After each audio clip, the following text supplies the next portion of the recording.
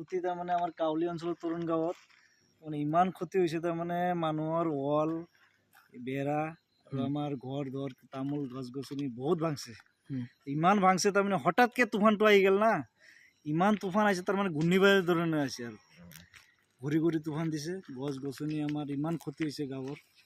ৰাস্তা ব্লক হৈ গ'ল আমি আহিব নোৱাৰোঁ কাউলীৰ পৰা আমি ঘৰত আহিব নোৱাৰোঁ লাইনৰ তাৰ ছিঙিছে নেকি লাইনৰ তাৰ বাপৰে বাপ ইমান ছিঙিছে তাৰমানে কি ক'ম আৰু গছ গছনি পৰিছে লাইনৰ তাৰত ছিঙি গ'ল এতিয়া লাইনৰ খুঁটি ৩-৪টা ভাঙি গৈছে আমি চাই আছোঁ তাৰমানে লাইন কোনদিনা আহে আমি গম নাপাওঁ প্ৰশাসনত আমি এইটোৱেই দাবী আৰু আমাৰ সোনকালে লাইনৰ ব্যৱস্থাটো কৰি দিব লাগে চৰকাৰৰ এইটোৱেই দাবী আমি কৰিছোঁ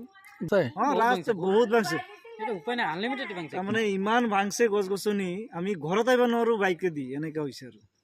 তাৰমানে ৰাস্তাই তামোল গাছ ইমান ভাঙছে